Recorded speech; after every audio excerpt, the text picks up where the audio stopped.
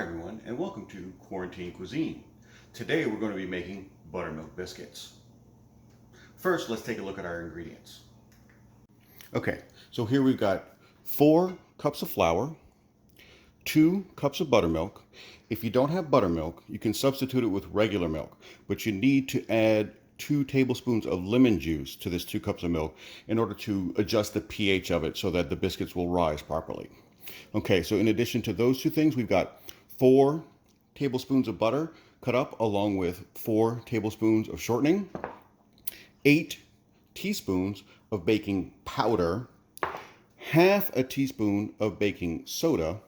We're going to end up using 2 teaspoons of salt in our biscuits. If you only have salted butter, then you can cut some of that down, but I use unsalted butter for this, so I'm going to use 2 teaspoons. We've got extra flour for the board. We've got honey that's going to go both in the biscuits and on top, and then we've got our butter to make them honey butter biscuits. Okay, let's begin. Into our 4 cups of flour, we are going to put the 8 teaspoons of baking powder, the half teaspoon of baking soda, and then 2 teaspoons of salt, and give that a good stir in order to mix it up. Once that's nice and mixed in there and everything's spread out, you want to go ahead and cut your fat into your dry ingredients. There are 3 ways to do this. One of them is with one of these. Not everyone has one of these. You can also use a fork instead, or you can use these tools. So into our dry mixture goes the fat, and we want to sort of mash it together without getting too mashy. Basically, you just want to work the flour into the butter and the shortening without melting it, but sort of making it sort of a mealy consistency, if you will. So basically, just smash all the little bits with flour until you gotta get a lot of little bits. Once the fat is worked in, we go ahead and make a well in the middle of that and pour in our buttermilk. Make sure to get all of that in there. Don't want to waste any delicious buttermilk. And then all we're going to do here is stir it until the buttermilk is fully incorporated into the mixture. And stir is really the wrong word, because you don't want to work it, because you don't really want to form gluten strands. Okay, it looks like it's all worked in there.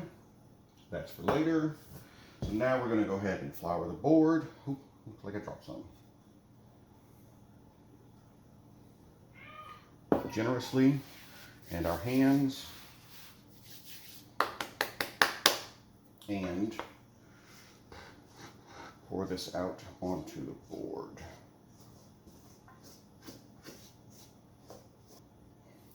A little flour on top because it's really wet there. All right, and then flatten it.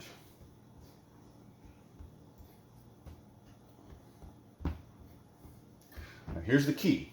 You're going to fold it 7 times. No more, no less. 7.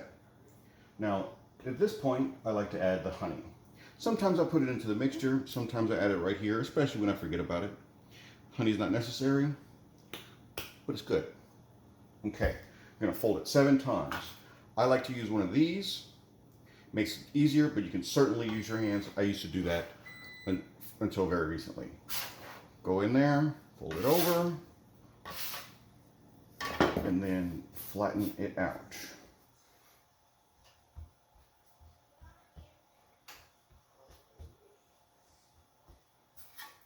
Fold it over. It looks really dry right now, but a lot of that flour is going to incorporate. That would be 2.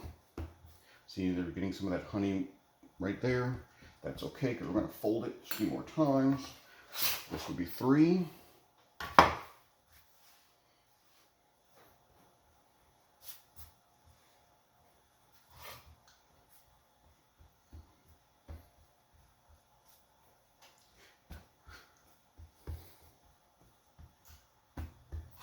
Four. Notice how it's starting to really come together now. And not be quite so dry. I'm going to flatten it out to about 1.5 inches thick. Not too much. Just a manageable size. This is going to be 5. And you'll notice we're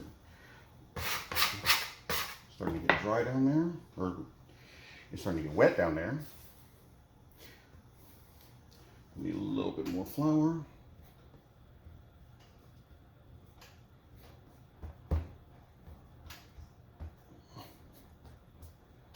Six.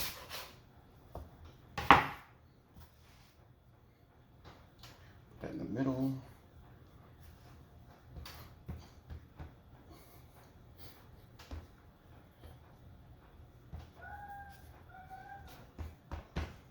Notice it hardly looks dry up top at all. And of course, 7. Let's see what that side looks like. Ah, that side looks good. And then we just work it until it's the height that we want it to be. About 1 inch thick.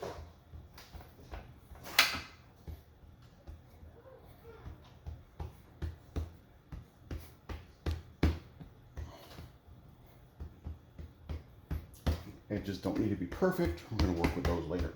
So that's good right there. Then we're going to take one of these. This is a biscuit cutter. It's the right size. If you don't have one of these, for many years, I used one of these, which is the same size. It just floured it into the same thing. Now, here's the important part. When you cut your biscuits, don't twist. Press down and move it away. Okay? Press down and move it away. Why? Why? Well, because if you twist, you'll seal the outside. And that is going to prevent your biscuits from rising to their full potential. Okay. I'm going to go over here and show you how to place them on the board. When you place them here, you want to put them all together. That way, the edges don't get browned, and instead they go up a little bit better.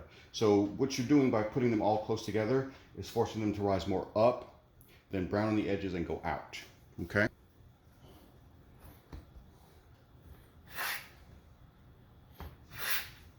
A little bit like, but that's okay.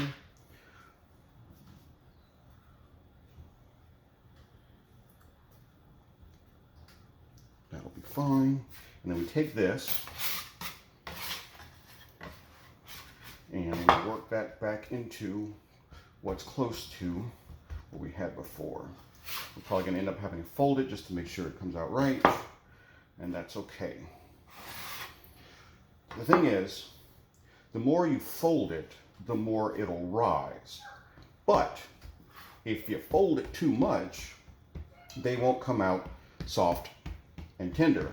They will come out, well, not like biscuits. So we want to minimize our folding and give them the best opportunity to rise really well. So we're going to take those scraps, mash them together.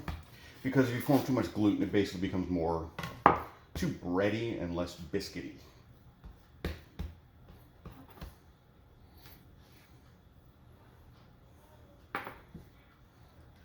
Get a little bit more of that.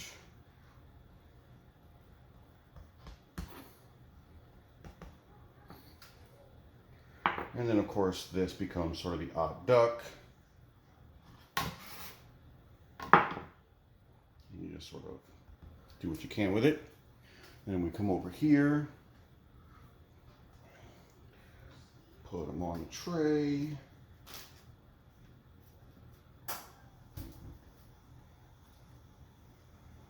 And there we go. Beautiful. Okay, now that's going to go into a 450-degree oven for 20 minutes. About halfway through, you're going to take 2 tablespoons of butter, add about the same amount of honey, I never really measure it, and a little bit of salt, melt that, and that's going to go on top when they're done. I'm going to go ahead and get this area cleaned up, wait for those to finish baking, and I'll see you when they're done. Okay, they're done. Let's take a look.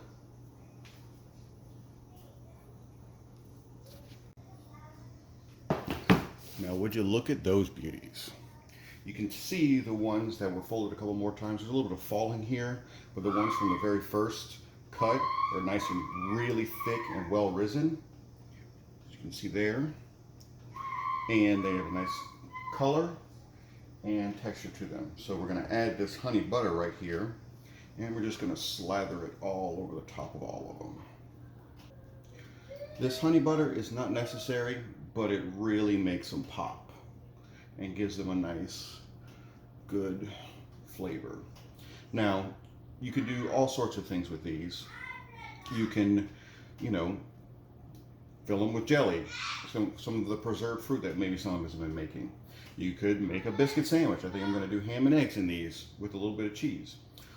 Or you could do biscuits and gravy. Easy enough right there. These make great biscuits for gravy. Or you could have them just like they are. That makes for, that honey and butter right there make for just the perfect accompaniment for it. And there we go. Those are my biscuits. Well, everyone, I hope you enjoyed this episode of Quarantine Cuisine. If this is a little bit too much, you can always cut them in half. You can cut them smaller, or you can spread them out thinner so you get more of them. There's lots of modifications you can do with this. Just play around with it, see what works for you. But for now, I'm going to go have me some biscuits.